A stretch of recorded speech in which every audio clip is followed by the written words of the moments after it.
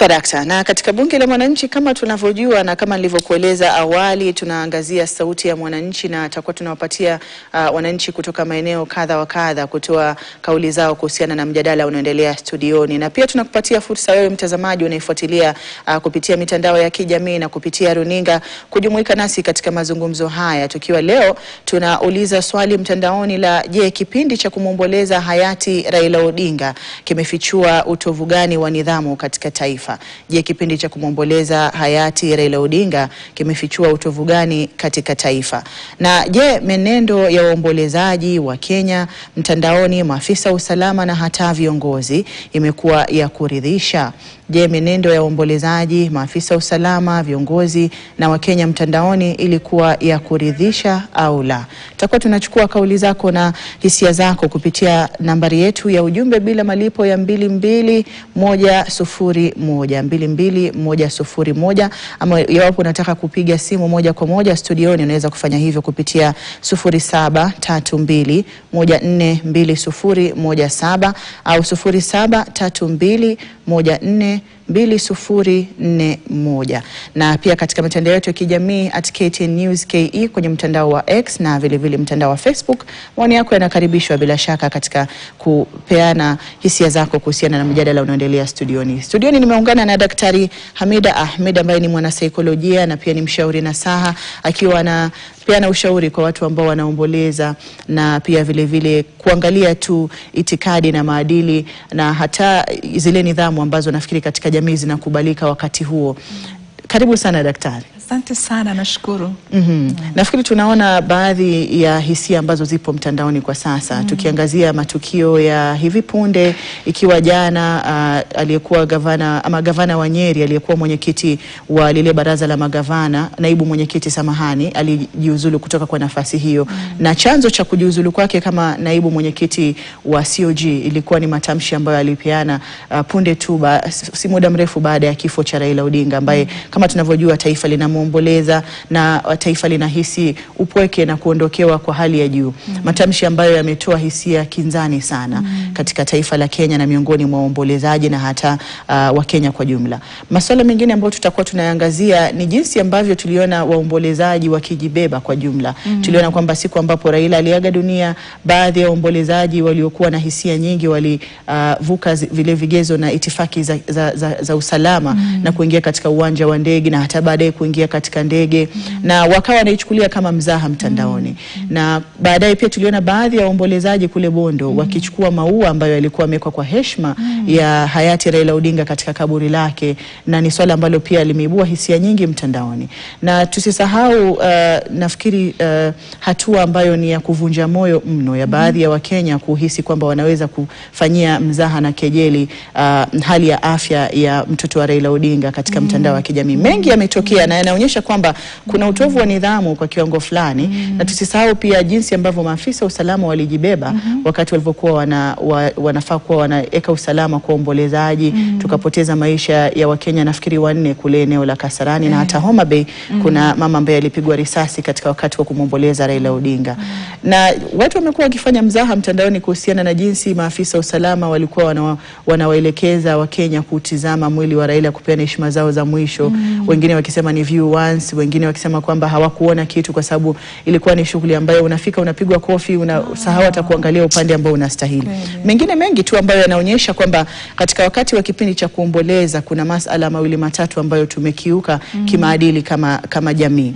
Na katika kuangazia hayo, tupate fursa ya Wakenya ambao wamekuwa na mengi ya kusema mtandaoni kuhusiana na baadhi ya masuala tuliyotaja hapa studioni, kabla ya kupata mchango wa daktari ambaye ni mwanasaikolojia kuhusiana na jinsi ambavyo hisia za kuomboleza zinaweza kubebwa na kuhakikisha kwamba mipaka ya nidhamu na maadili haivuku. Mwenzangu Ken Geshuhi yuko kule Nakuru na anaungana na baadhi ya Wakenya tu katika kujumuika nao na kupata hisia zao kuhusiana na baadhi ya masuala ambayo tumeona mtandaoni kipindi hichi cha maombolezo. Geshuhi, kwako. Shukran sana Hadia, tunakujia moja kwa moja kutoka eneo la Manyata, Nakuru Magharibi, ambapo kuna bunge la wananchi ambapo waliweza kufika hapa kutathmini ama kuzungumzia masuala tofauti, lakini mada kwa leo ambayo tunazungumzia kama ulivyosema ni kuhusu nidhamu wakati wa kipindi cha kumuomboleza hayati aliyekuwa waziri mkuu Raila Odinga, na ni kwamba tukianzia na safari yake pale mwili wake ulipofikishwa katika uwanja wa ndege JKIA. Hapa mtu wa kwanza ambaye atazungumza nasi ni spika wa bunge hii. Tueleze kwamba uliweza kuona utovu wa nidhamu katika uwanja wa bunge wa ndege pale JKIA, na pengine ni tabia gani ambayo haikukufurahisha pale? Asante sana KTN kwa kunipea hii nafasi. Mimi yangu ni machache kwa sababu mimi ningesema hivi, Wakenya wanaomboleza na tutazidi kuomboleza mzee, na kwa saa hii tukiangalia siasa ya Kenya imebadilika sana.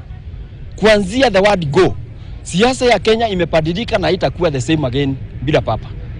Kwa hivyo mimi yale mambo ambayo niliona ambayo yalitokea yalichipuka wakati wa maombolezi ni kwamba mimi najua serikali ilikuwa inafanya kazi yake, lakini kuna jambo ambalo lilifanyika chini ya maji ambapo hatukuelewa. Hii kusign bill haikuleta picha mzuri kwa Wakenya, na hilo jambo wa Kenya bado wanafikiria, sababu kama mzee angekuwa najua hilo jambo halingefanyika.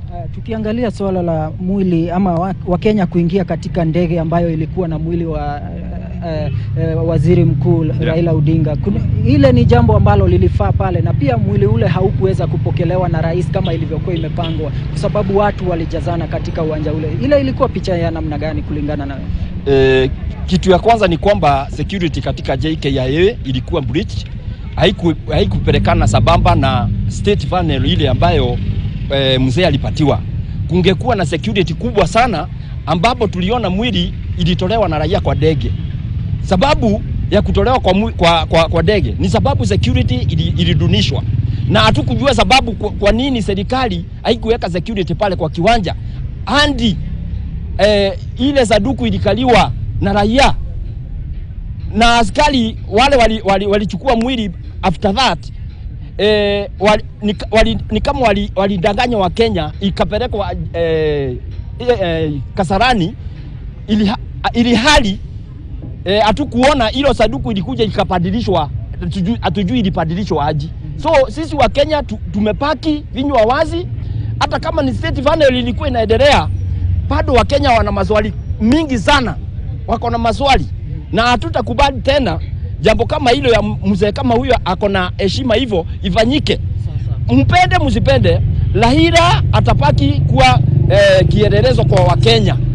Wale wanamchukia, wale wanampenda, mtapaki pale na siasa zenu mbovu, sababu ni siasa shiko. Shukran sana. Niweze kupata maoni ya mwingine hapa. Pengine ni kipi ambacho kilikukasirisha pale, ama utovu wa nidhamu ambao uliweza kuona katika maombolezi haya ya kuanzia mwanzo hadi mwisho? Kwa majina naitwa Job Mugondi, Vice President wa bunge la wananchi Nakuru. Jambo la kwanza, mimi ningefurahia sana na raia venye walienda kulaki baba. Maana baba alikuwa people's president. Hao raia hata kuingia kwa ndege walikuwa wanaenda kuchukua president wao. Huyu hakuwa president wa serikali, alikuwa president wa raia. Sasa mimi nashukuru sana vijana kuonyesha na kupenda baba mpaka mkaingia mkachukua hiyo sanduku, maana huyu alikuwa president wenu. Mlikuwa mnaomboleza president wenu. Na nashukuru sana kwa kumsindikisha kutoka JKIA mpaka Kasarani, hata kama kuna sarakasi iliendelea hapo, lakini tunashukuru raia kusimama na president wao. Penye niliona serikali ilianguka mtihani kidogo ni hapo kutumia nguvu pale Kasarani. Hapo ndo tuliona serikali ilianguka yani ilianguka mtihani. Maana kuua watu wakati watu wanasherekea kiongozi wao, hapo walifanya mbaya. Kitu ingine penye ninaona serikali ilifanya mbaya kwa hii mambo ya matanga ni pale Kisumu. Watu wamengojea baba Kondele, wamelala pale Kondele, wanataka wasindikishe baba kutoka kwa airport, alafu nyinyi mnapea baba kitu ya dakika 5. Watu wenye walikuwa wamengojea baba Kondele wamelala kwa barabara, wanaona baba anapitia kwa hewa. Hapo serikali hamkufanya vizuri, maana pale Kondele ndio penye baba anasimamanga, hata time alikuwa anapiga kampeni yake pale ndio alikuwa anasimama. Kwa hivyo mlinyima watu wa Kisumu ruhusa ya kusindikisha baba vizuri. Maana hata kama ni program mlikuwa mnafuata, mungefuata tu program venye iko. Kwa hiyo tu Mungu awabariki. Shukrani sana. Tupate maoni ya mwingine hapa. Tukiangazia tu masuala ya nidhamu. Mimi kwa majina naitwa Nyando. Kifo ya baba kwanza mimi imenipiga butua mpaka mimi hata pana kula. Lakini tunasema hivi, baba, kifo yako tumeona serikali ya William Ruto ameweka kama kifo yake yeye mwenyewe. Kifo ya baba imekuwa state funeral mpaka nikastuka, bwana bunduki inapigwa tup tup tup tup tup tup mpaka mimi nashangaa hii ni nini. Kumbe ni state funeral inakuanga namna hiyo. Sasa mimi masuala ya nidhamu, pengine kuna mahali uliona watu wakikosa nidhamu ama kukosa heshima kwa katika kujihusisha katika maombolezi yale, kuna chochote ambacho uliona kilienda kando? Heshima yenye ilikuwa kidogo pale, ilikuwa pale Kasarani, ndo niliona walikuwa vijana wengine watatu wawili walikuwa wako na kisirani, lakini tunasema bwana, wale wenye walipigwa risasi, baba angeenda peke yake. Baba anaenda aje peke yake? Baba lazima sindikize na jeshi ndo wale wenye walipigwa risasi tup. Acha tupate mwingine hapa. Tuzingatie swala la nidhamu. Nidhamu ni kulikuwa na utovu wa nidhamu katika pengine wanasiasa wa Kenya ama pia maafisa wa polisi ama wa usalama. Kulikuwa na utovu wa nidhamu wote ambao ulishuhudiwa pale. Asante sana. Mimi naitwa Wycliffe, majority leader bunge la mwananchi Nakuru County. Na mimi sikuona utofu wote wa nidhamu kwa sababu baba alikuwa people's president. Kwa sababu baba alikuwa people's president. So sisi tulienda kulaki baba.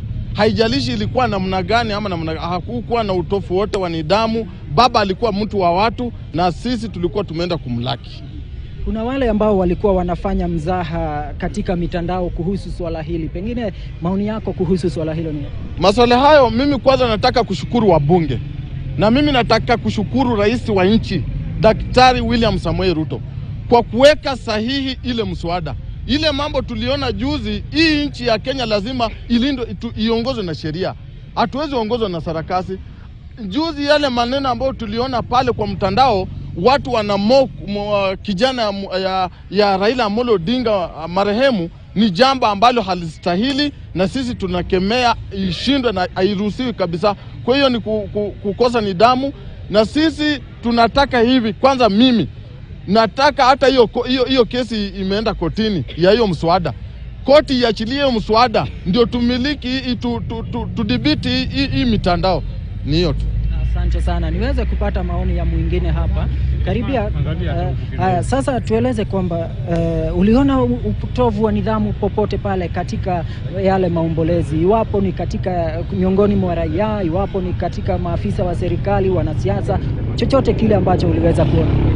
Yes, asante. Kwa majina ni Lucas Omayo Nyabuti.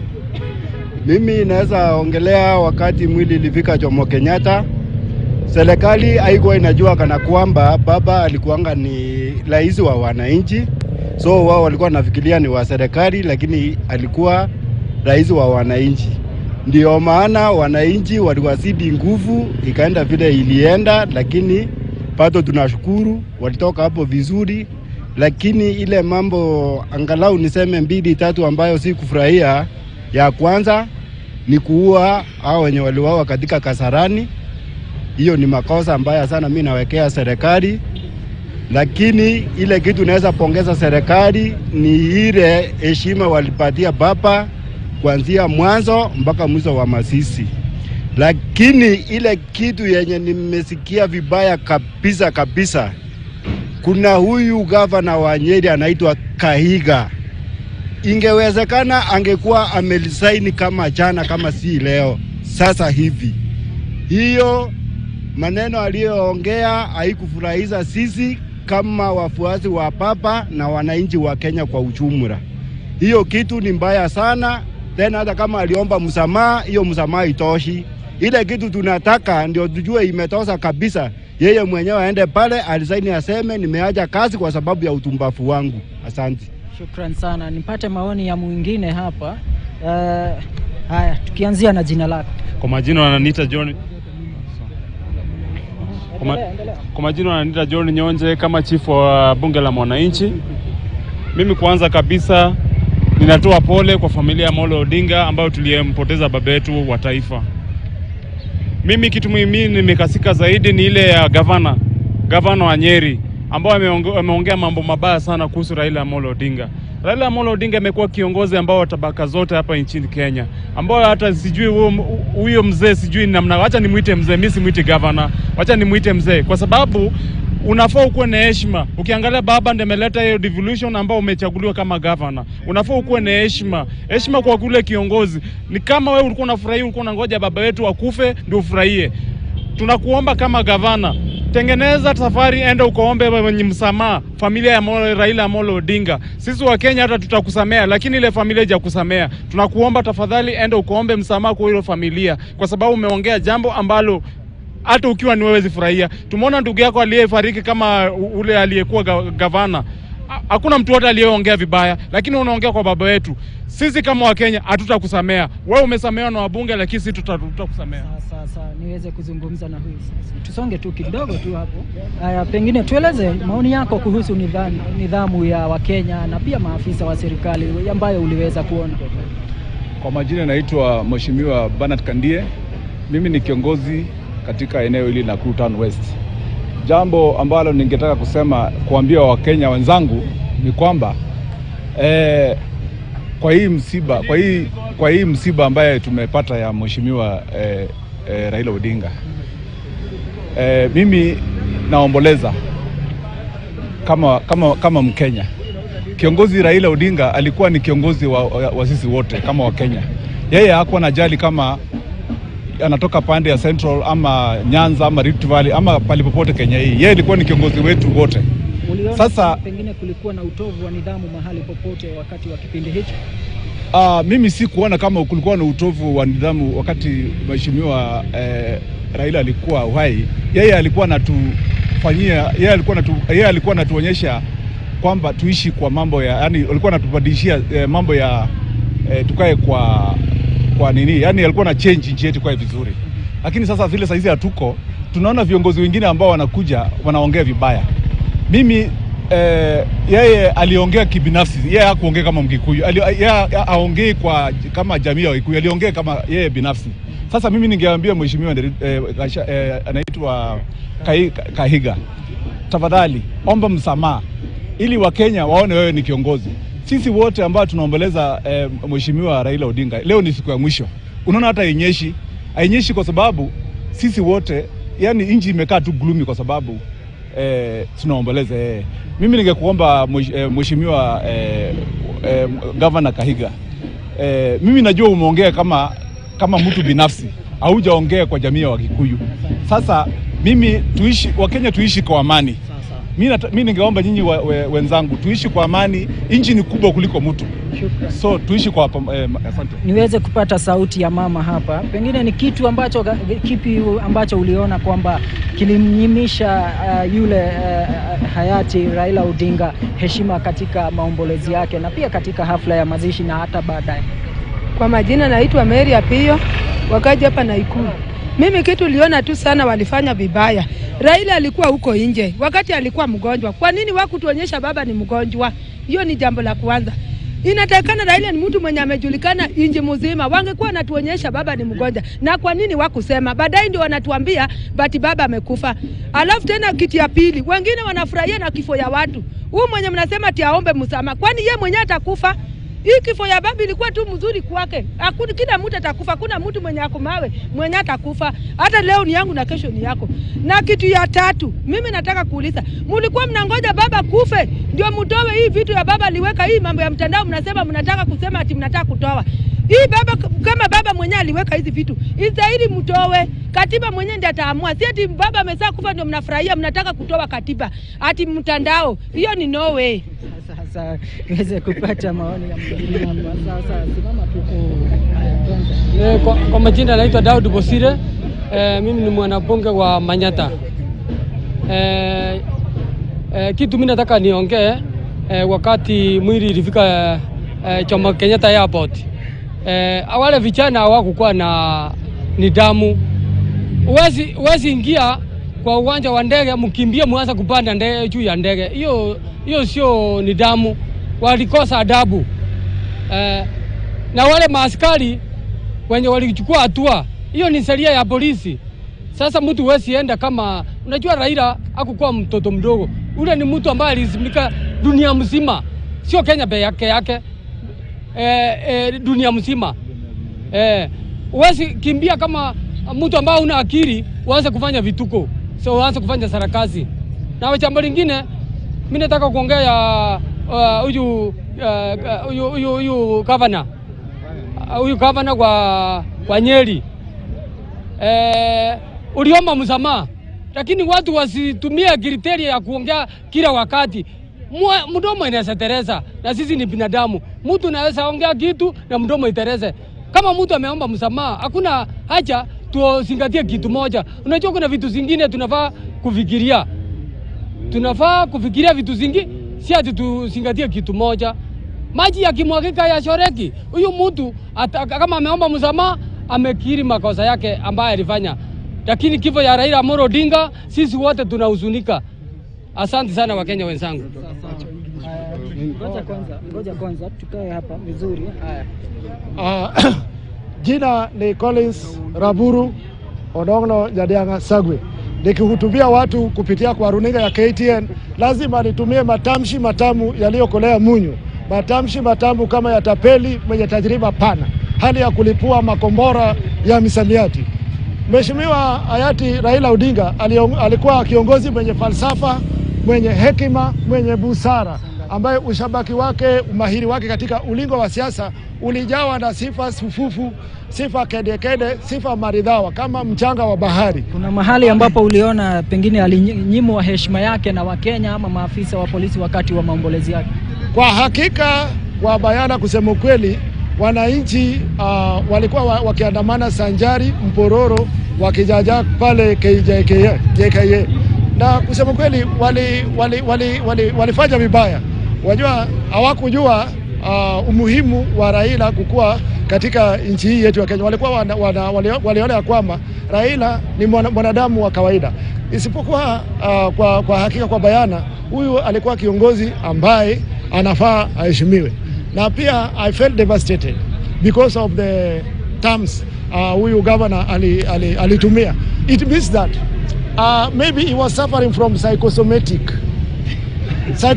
illness. This is not Sasa tukiweza kuangalia baada ya mazishi ya Raila kumalizika, tuliona wengine waliweza kukanyaga yale maua ambayo yalikuwa yamewekwa pale katika lile kaburi la Raila. Pengine maoni yako kuhusu kitendo hicho ni yapi? Waliweza kukanyaga lile kaburi. It was lugubrious, it was obnoxious, it was cumbersome. Mtu kukanyaga matanga ya Raila, hata wangeenda kukanyaga matanga ya mengine, si ya Raila Odinga ambaye watu wanamheshimu sana. So hiyo ilikuwa mbaya. Wananchi tujue ya kwamba kama ni state funeral imesimamiwa na Mheshimiwa William Ruto, uone ya kwamba hii ni state, hii si ya kawaida. Na pia I must thank God for making William Ruto a testimony and an example to many presidents in this world. Through the Lord's grace and ability at work in him, he was given an opportunity to perform his duties with such an outstanding proficiency that those who are watching are inspired for excellence. That is why he made matanga ya Raila to be done harmoniously, courageously, elegantly, fabulously. Thank you. Shukran sana. Naweza kufahamishwa kwamba muda wangu umeweza kukatika, lakini hayo ni maoni ya wakazi wa Nakuru Magharibi ambao wengine wanaweza kuonyesha kwamba hisia zao tofauti kuhusu kile kiliweza kufanyika wakati wa mwili wa hayati Raila Odinga kuwasili katika uwanja wa JKIA, msafara wa kumfikisha pale katika uwanja wa Nyayo, na pia baadaye katika mazishi yake kuna vile visa ambavyo viliweza kushuhudiwa, ikiwemo kupigwa risasi kwa waombolezaji, na ni visa ambazo pia baadhi ya Wakenya hawajafurahia, kwani hii ilikuwa nafasi ya kumuomboleza kiongozi wao. Kwa sasa narejesha kwako studioni Hadia. Naam, asante mwenzangu Ken Gashuhi kwa kutuletea baadhi ya maoni ya wakazi wa jiji la Nakuru kuhusiana na matukio ambayo tumekuwa tukiyaona wakati wa kipindi hiki cha kuomboleza na hadi kumpumzisha hayati Raila Odinga ambaye aliwahi kuwa waziri mkuu wa taifa hili la Kenya. Hapa studioni nikirejea nitakuwa namhusisha Daktari Hamida Ahmed ambaye ni mwanasaikolojia katika kutathmini tu baadhi ya tabia ambazo tumeziona ambazo zimepitiliza mipaka ya nidhamu na maadili katika kipindi hiki, na labda tu njia mwafaka ambazo kama jamii ama kama taifa tunaweza kurekebisha kwenye siku za usoni kwenye vipindi ambavyo ni vigumu kwa taifa. Lakini mtazamaji, usisahau kwamba nambari yetu ya ujumbe mfupi bila malipo ya 22151 ipo wazi, na unaweza kutuma ujumbe mfupi na kutoa hisia zako ukijumuika nasi kuhusiana na yapi ambayo labda hayakukuridhisha wakati huu ambapo tumekuwa tukiomboleza na tunaendelea kuomboleza pengo ambalo limeachwa na marehemu Raila Odinga. Na kule Bondo shughuli ya kitamaduni ya Teroburu inaendelea na tutakuwa tunaendelea kufuatilia yanayojiri kule. Karibu daktari. Asante sana. Naam, katika masuala ambayo umeyasikia yakigusiwa na Wakenya na matukio ambayo yamekuwepo kufuatia kifo cha hayati Raila Odinga, ni yapi ambayo ungeagusia wewe binafsi kama mwanasaikolojia ambaye unajua baadhi ya maadili na tabia ambazo huenda mtu akazionyesha kutokana na hali aidha ya kuomboleza ama kupitia msiba ambao tumeuona taifa umepitia kwenye siku za hivi karibuni? Asante sana, nashukuru. Kwanza kama mwanasaikolojia nitasema kuwa katika kuomboleza kifo cha mpendwa wa mtu kuna zile stage mtu huwa anapitia, na hiyo ya kwanza ni hiyo shock. Umesikia yule mama pale akisema mbona hatukuambiwa, hatukuelezwa ni mgonjwa. So kuna ile sudden death, alafu inakuja na ile mshtuko, shock, disbelief. Alafu pia kuna ile stage tunasema kuna ile anga, ile hasira, ndio pale ukaona watu wengi walikuwa ndio wanaomboleza, lakini pia kuna ile hasira inawatoka ambayo ilipitiliza mipaka, kwa sababu kuenda kwenye kiwanja cha ndege na kukosa nidhamu, kukatiza ile mipango ilikuwa maybe ya ODM, maybe ya serikali. Maanake wakienda pale kwenye kiwanja cha ndege walikuwa na mipangilio yao, kulikuwa na itifaki. Sasa ile wakaisambaratisha kabisa. Ndio wanahuzunika, ndio wana uchungu, lakini lazima pia ile heshima iwe pale, idumu. Manake kama angekuwa hai, sijui kama angefurahia vile ambavyo walifanya. Kitu cha pili niliona pia wameenda nyumbani, wanaingia kila mahali. Sijui ile familia kama hata imeshapata nafasi ya kuomboleza baba yao, Aida, mume wake. So alafu mambo pengine yale ya kuenda kuchukua maua na kuyakanyaga, hiyo inamaanisha nini? Hata kama wewe tuseme kama hata sio kiongozi, ni wewe mamako mzazi ama babako mzazi pale nyumbani, watu waje wafanye hivi, bila shaka itakuwa ni uchungu zaidi. Badala ya faraja inakuwa sasa ni uchungu. Unajiuliza maswali mengi, mbona wanafanya hivi? Mbona wanafanya hivi? Na katika tabia ambazo unazieleza ambazo zinatarajiwa katika mtu ambaye amepata msiba na anaomboleza, ni njia gani ambayo ukiwa unajua kwa sababu wakati unapokuwa na msiba unakuwa na hisia nyingi, na kama ulivyotaja wakati mwingine hisia hizo zinakuja na hasira, njia za kudhibiti ili zile hisia zisipitilize mipaka ambayo labda itakuwa imevuka labda masuala ya kidini, imevuka masuala ya maadili ya jamii, na pia katika swala zima tu la kuwa na heshima na pia utu kwa jumla katika nyakati ambazo ni ngumu kwa baadhi ya watu. Nafikiri ni kujirudia mwenyewe. Kwanza tuanze kwa kila mtu kibinafsi, nijiulize hichi ambacho nafanya ni sawa na ule hata ambaye amepumzika pale anafurahia, anaweza furahia, majamaa yake wanasikia vipi mimi take over, alafu kuanza kufanya mambo ambayo kwa kweli hayakuwa yanaridhisha kwa muda mwingi. Kwa hivyo ni kujirudi we mwenyewe, kujiuliza katika jamii yangu, what are the expectation, what am I expected to do, what are the expected behaviors ambazo nafaa kuwa ninafanya. Kwa hivyo jiuliza, hapa niko ndio na watu wanaomboleza, mimi shike kwa heshima na ni mheshimu ambaye ameenda zake, na pia ni heshimu familia. Kwa hivyo inaanzia pale. Inaonekana kuna pengine kudorora kwa values zetu kama binadamu, sijui kama ndio wa Kenya peke yao, lakini pale imetu-expose pale, imetuonesha kuna jambo ambalo halipo sawa. Ndio kuomboleza inakuja na uchungu, inakuja na maswali mengi, hasira nyingi, ndio, lakini sio kawaida kuona watu wakifanya vile katika boma za watu. Hatujaona kitu ambacho kimevuka mipaka kiasi hii. Kwa hivyo tunajua mipaka pale, tunajua tulivuka mipaka. Kwa hivyo ni somo kwetu. Naam, tukirejelea katika shughuli nzima ya kudumisha usalama, maafisa wa usalama na jeshi pia kwa jumla walikuwa na jukumu kubwa sana. Na walijaribu kadri ya uwezo wao, lakini kulikuwa na baadhi ya visa ambavyo vilitokea kama kile cha Kasarani ambapo wakati ambapo vurugu ilizuka kuna risasi ambazo zilitumika, jambo ambalo tumekuwa tukilizungumzia kwenye siku za nyuma kuhusiana na kutotumia risasi katika mikusanyiko ya watu, ama wakati ambapo tunajaribu kutawanyisha mkusanyiko wa watu, na ni kitu ambacho tulikiona, labda hatukutarajia kwamba kungekuwa na kutofikiria mbele katika hilo. Hilo nalizungumziaje ukiangalia kwamba ni kipindi ambacho taifa lote lilikuwa na tayari huzuni na hisia nyingi kama unavyotaja, lakini labda jukumu ambalo walikuwa nalo viongozi katika zile idara za usalama na kufikiria jinsi ambavyo wangeweza kudhibiti ule umati na waombolezaji bila kuwepo na maafa kama haya. Kusema kweli walijaribu, tuseme hivyo kama ulivyosema, lakini pia hii inatupatia fursa kubwa sana ya kujifunza kuwa lazima tujitayarishe kabla.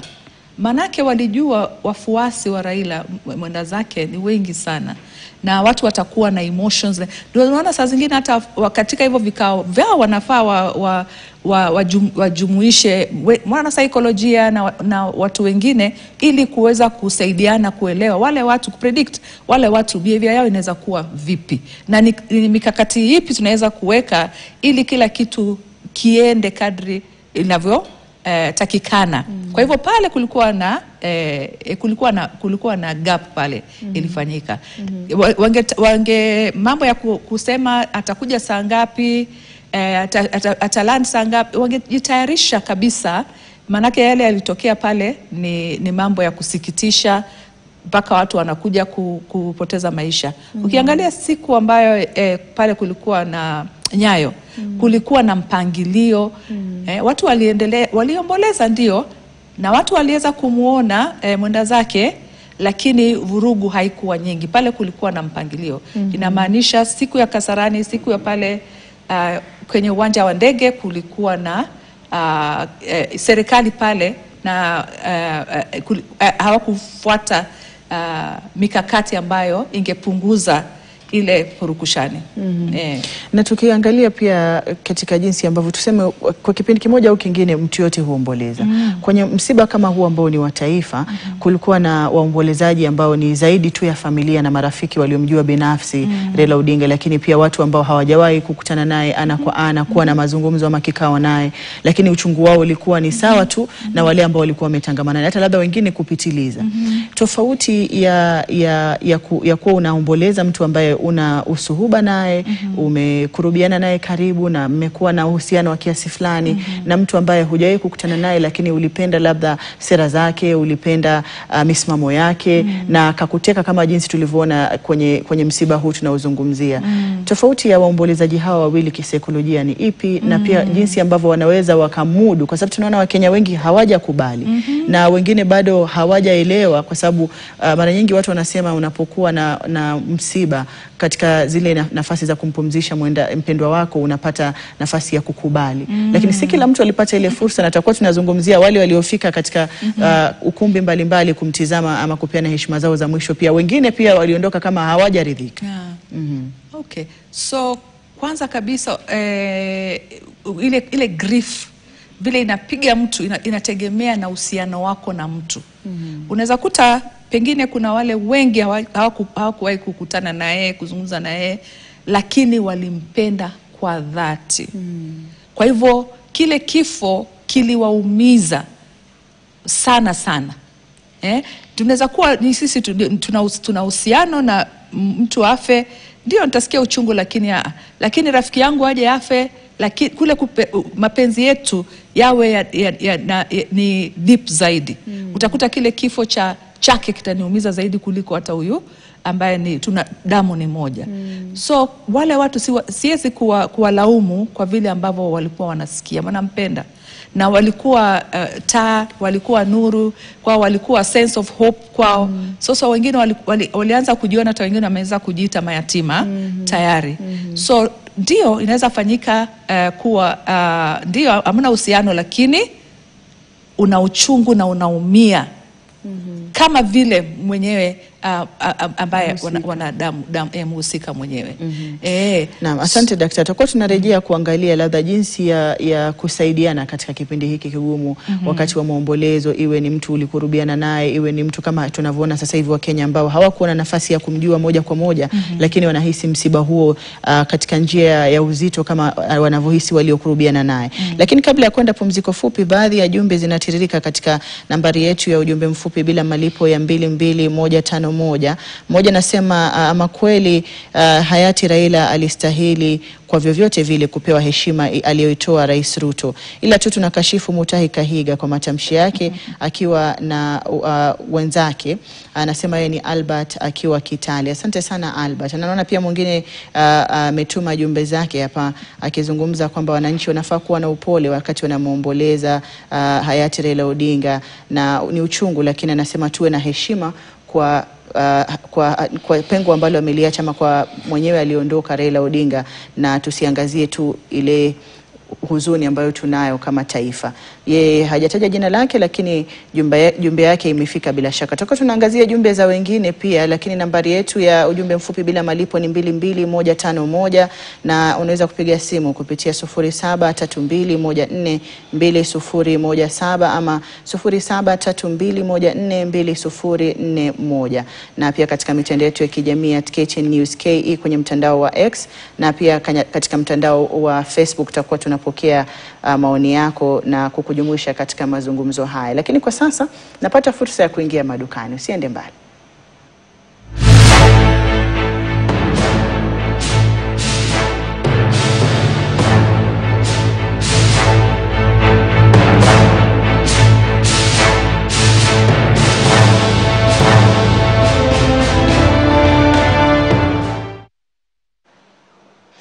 Karibu tena mtazamaji, tunapoendelea na mazungumzo katika sehemu hii ya mwisho kwenye sehemu ya bunge la mwananchi, ambapo leo tunaangalia tu nidhamu katika kuomboleza, tukirejelea matukio ambayo tumeyaona tangu kumpoteza kwa taifa kwa hayati Raila Odinga ambaye alikuwa waziri mkuu wa taifa hili, alikuwa kiungo muhimu katika safari ya demokrasia na uhuru wa vyama vingi na kutetea haki za kibinadamu kwa jumla, na kiungo kikubwa katika siasa za Kenya, na bado taifa linaendelea kumuomboleza. Lakini mengi yametokea katika kipindi hiki ambayo yameibua mijadala na tunaendelea kuyajadili studioni, nikiwa namhusisha Daktari Hamida Ahmed ambaye ni mwanasaikolojia na pia vile vile ni mshauri nasaha. Katika nambari yetu ya ujumbe mfupi ya 22101 naona kuna jumbe zinaendelea kutiririka ambavyo kuna mmoja anasema hakufurahishwa na vijana walivyoingia kwa ndege na hapo palikuwa ni pahala pa kuheshimiwa. Yeye ni Martin Kivuva kutoka Mombasa County.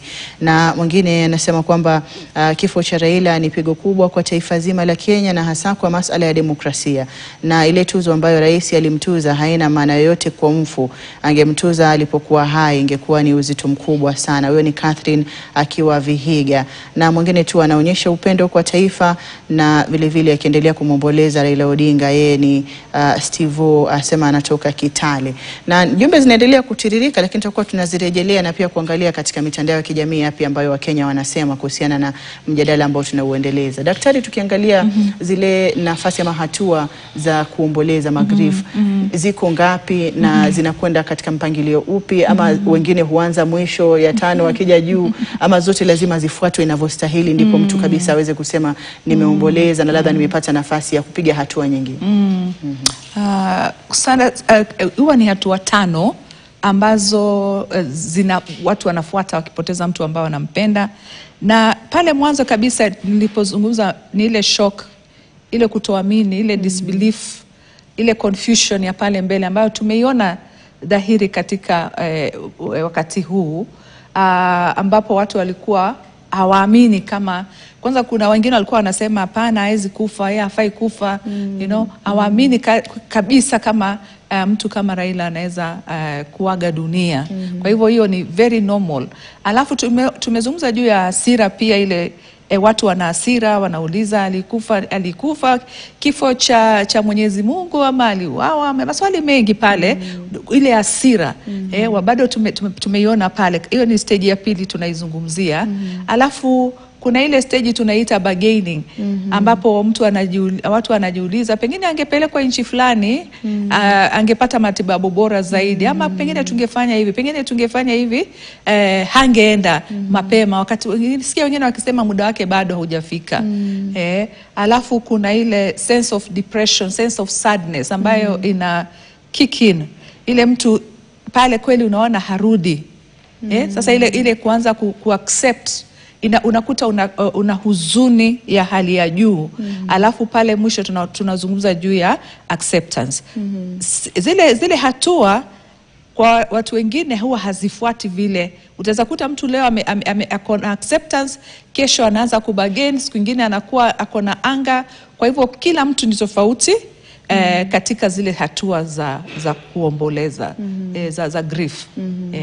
Tunajua kwamba kuna vifo ambavyo ni vya kifamilia na vinahusisha tu familia na labda waombolezaji wengine kidogo ambao ni marafiki wa karibu na jamaa.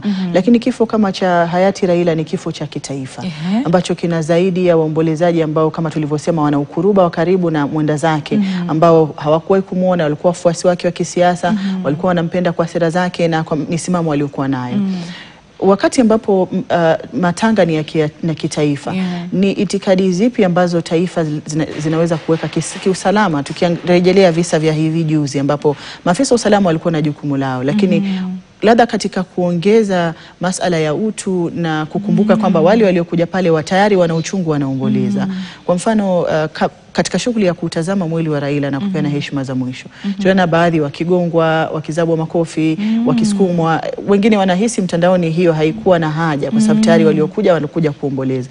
Wakenya wamefanya mzaha kama tunavyojua kwa kawaida yao mtandaoni kuhusiana na tukio hilo, lakini labda kama mwanasaikolojia kuna umuhimu gani kwa wale wanaozunguka ombolezaji kukumbuka kwamba tayari wana uchungu ambao upo kihisia na wahitaji labda kuongezewa mzigo zaidi kwa juu ya kile ambacho wanakihisi? Nadhani wanafaa kwanza kuwapatia kueducate. You know, ukideal na crowd fulani unafaa kudeal na wao vipi? Manake kama watu wana demonstrate town na wanavunja vitu, hiyo ni crowd tofauti. Hii ni crowd ya watu ambao wanaomboleza, wana machungu, wana hasira, inafaa wana deal na wao kivipi? Na wanafaa pia kuelewa zile stage. Kwa mfano mtu akiomboleza anapitia stage gani? Ukiwa unaelewa hivyo, unaelewa huyu hasira zake si ati akona ubaya na sisi ama anataka kuharibu vitu. Ana hasira na uchungu. Kwa hivyo nitadil naye vipi? Mambo ya kuzaba watu makofi na wanaomboleza, hiyo si jambo busara kabisa. Manake mtu pale amechukua pesa zake, akasafiri akaenda pale kiwanjani, manake anataka kumuomboleza, anataka amuone foreclosure. Manake kama watu wengine wana struggle sana kama hajapata kumuona mwenda zake. So wao pale wameenda mambo ya kuomboleza. Na kusema kweli pale sana pale Nyayo niliona watu wanajaribu kujizuia, hata kama wako na hisia walijaribu sana, lakini kama wengine bado walizabwa makofi ama kusukumwa, hiyo haifai kabisa. Tunafaa kujitayarisha, tunafaa tujitayarishe in a better way, you know, in case anything happens like that in future. Na tukiangalia sasa kauli za mtandaoni na baadhi ya viongozi, nafikiri mfano mzuri ambao tutakuwa tunatumia ni gavana wa Nyeri ambaye ameendelea kugonga vichwa vya habari na kuibua hisia mpya tayari Wakenya wakiwa wanaomboleza, na wengi wamekashifu kauli ambayo aliitoa, japokuwa aliomba msamaha jana na akajaribu kujieleza kwamba ilichukuliwa ama ilieleweka vibaya, lakini kwa wale waliotafsiri kutokana na lugha ya mama aliyokuwa anazungumza hawakutafsiri maneno ambayo yalikuwa ni ya kufurahisha. kauli za viongozi kwenye kipindi kama hichi, kwa sababu huyu ni mwanasiasa bila shaka, na kwenye siasa kuna wale watakaokupenda na wasiokupenda, lakini katika kuangazia hisia ambazo zipo tayari katika kipindi cha maombolezo na kuwa labda unadhibiti zaidi matamshi yako, kuna umuhimu gani katika kuwasaidia wale wanaomboleza kuwa na kipindi ambacho sio kigumu kama kilivyo tayari? Kwanza ningesema kama wewe ni kiongozi unafaa uwe na emotional intelligence ya hali ya juu. Emotional intelligence inamaanisha mimi mwenyewe kujielewa hisia zangu, hata kama simpendi wale wengine nao hisia zao ni nini. Kuelewa hisia zangu na kuelewa hisia za wengine. Kuna mahali pa kusema vitu fulani. Unaweza kuwa ndio humpendi, lakini kwenda hadharani kusema mambo ambayo hayafai, na unajua kuna watu ambao wanakufuata, watu ambao kitu chochote unasema watakibeba kwa uzito, hiyo inakuwa ni kama incitement. Hiyo inakuwa ni kama kumkejeli mwenda zake ama jamii yake pia. Kwa hivyo jambo hilo alilofanya kwa kiongozi halikuwa jambo sahihi kabisa. Kuna ile tunasema kisaikolojia, kuna ile inner voice. Kuna mambo mengi tunafikiria, lakini kutamka ni jambo tofauti kabisa. Kuna vitu unaweza kuwa upendi mtu, lakini kutamka inageuza mambo kuwa mengine kabisa. Kwa hivyo hakufanya jambo sahihi. Labda baadhi ya mienendo ambayo unaweza kuiona na ukajua huyu labda ni kwa sababu yupo katika msiba ama anaomboleza, na wewe unayemzunguka ujue jinsi ambavyo utakavyomsaidia, kwa sababu kila mtu kama ulivyotaja anabeba msiba kwa njia tofauti kulingana na maumbile, kulingana na hisia alizonazo, na labda inaweza kumfanya akawa na matendo tofauti na mtu mwingine ambaye yupo katika msiba ule ule. Yapi ambayo tunaweza kuangalia katika kusaidia mtu ambaye yupo katika hali hiyo, kwa sababu kama tulivyotaja baadhi ya hisia kali huleta msongo wa mawazo na masuala mengine kama haya? Ni kumpa nafasi, kuheshimu maombolezi yake, manake hata kama hatuelewi. Manake watu kama Wakenya tuko na tamaduni nyingi sana. Hicho ni kitu kingine nilikuwa naona mtandaoni kwa watu wa tamaduni zingine hawaelewi kwa nini mambo yanaenda vile yanavyoenda, lakini inafaa tujue tamaduni yangu sio the only tamaduni. Sorry. Naam, pole daktari. Nafikiri pia kitu ambacho tumeendelea kukiona kama unavyotaja ni kuelewa tamaduni. Nafikiri kama taifa katika misiba ambayo ni ya kitaifa ni kitu ambacho tunafaa kukitilia maanani kwenye siku za usoni. Kama tulivyotaja, makabila Kenya ni mengi, na viongozi ambao labda ni wa kitaifa ambao watakuwa wakati mwingine wanaombolezwa watakuwa ni wa tamaduni tofauti na zile tunazotoka. Lakini kabla kurejea kwako kuzungumzia hilo zaidi, kuna mmoja hapa anasema ni George Musimbi akiwa eneo la Narati, na yeye binafsi anamwomboleza Raila akisema ni shujaa, alisimama na Musasi Emilio Kibaki, na vile vile pia anasema alisimama na Uhuru Kenyatta, na anasema kwamba yeye alikuwa ni baba wa taifa la Kenya, akimtakia kulala salama, na akisema hakubaliani na matamshi ya gavana Kahiga ambaye ni gavana wa Nyeri, akisema hayakuwa na nidhamu. Mwingine hapa anasema Wakenya milioni 56 watakuwa na shida kufuatia kifo cha marehemu Raila kwa sababu serikali yetu haina utu. Hayo ni maoni yake, hajataja jina lake, lakini hayo ni maoni ambayo yanaendelea kutiririka katika nambari yetu ya ujumbe mfupi bila malipo ya 22151. Naam, daktari, kwa kuzungumzia nafasi tu ya kupeana kwa yule anaomboleza na kuelewa njia ambayo anaitumia, iwe ni ya kitamaduni, iwe ni kufuatia labda madhehebu ambayo wewe hautoki ama hauyaelewi. Lazima tuheshimiane, tujue kuwa sisi tuko tofauti lakini wamoja bado. Kuna mtu pengine dini yake ni tofauti, ni Muislamu, anaambiwa shukuru Mungu, shukuru Mungu, shukuru Mungu. Kuna ile culture mtu lazima atoe sauti, azungumze kwa sauti. Zote ni tamaduni na lazima tuziheshimu zote na tupeane nafasi. Kama uelewi ni sawa, lakini usiwakejeli. Ndio siwaelewi kwa nini wanafanya hivyo, lakini lazima ni mheshimu mwenzangu, lazima nimpe nafasi yake aweze kuomboleza vile ambavyo yanajua, ndio aweze kupitia zile stage zote na kuweza kupona kuweza kumaliza ile grieving yake vile yeye mwenyewe anajua, hata kama sielewi, kumpa hiyo nafasi. Labda katika kumalizia, nidhamu mtandaoni, kwa sababu ndio kitu ambacho kimekuwa pia kikibadilisha mawimbi ya hisia ambazo zipo tayari nchini. Tumeona baadhi ya waombolezaji wakiwa wamechukizwa sana, na nafikiri kama taifa ni swala la aibu kuona kwamba kuna baadhi ya Wakenya wanaweza kukejeli maumbile ya mtu na ni ya kiafya, na mbali awe anaomboleza au la. Kuna tu nidhamu ambayo inahitajika katika kujibeba kama mwananchi ama kama mwanajamii wa jamii ambayo unatoka. Na tukirejelea tu kipindi ambacho tumekuwa tukiomboleza, kukumbushana katika nidhamu na misingi ambayo inastahiki kuwekwa wakati ambapo kuna maombolezo kwenye taifa ama kwenye jamii. I think ile utu ni kitu cha maana sana. Sio lazima tuambiwe fanya hivi ama vile. Mtu amekufa, kama unazungumza juu ya maumbile ya mtu, Waswahili wanasema hujafa hujaumbika. Unamchekelea leo, ujui kesho yako itaisha vipi. Kwa hivyo hilo ni jambo la kusikitisha sana. Kama unaweza kufanya kitu kama hicho kama mzaha, ujui kesho mtoto wako utazaa atakuwa vipi, ama mjukuu wako ama nini. Kwa hivyo inafaa tukumbushane kama wananchi kuwa mambo mengine hatufai kuyagusia, hatufai kuvuka mipaka fulani. Na kutumia ile social media mahali unajificha, unaitwa keyboard warriors, unajificha pale, unatoa mambo ambayo hayafai. By the end of the day inazungumza sana kuhusu wewe ni mtu wa aina gani. Ujiulize, mimi ni mtu wa aina gani? Kama kitu kama kile, nimezaa mtoto akona challenge yoyote, ningetaka watu wamtreat vile naona wakimtreat huyo. Sio sawa kabisa. Sio heshima, sio sawa, sio ubinadamu. Naam, nafikiri tunaomba kwamba Wakenya wamesikiliza ushauri uliotoa, ikiwa wewe ni mshauri na sana ni mtaalamu wa masuala ya saikolojia.